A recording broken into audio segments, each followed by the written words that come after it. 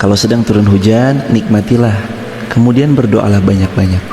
Karena kata Nabi, "Thintani la turaddani." Ada dua doa yang tidak akan pernah Allah tolak. Yang pertama, ketika azan berkumandang. Yang kedua, wa tahtal matar, ketika sedang turun hujan. Maka ketika turun hujan, berdoa banyak-banyak. Karena doa ketika hujan mustajab.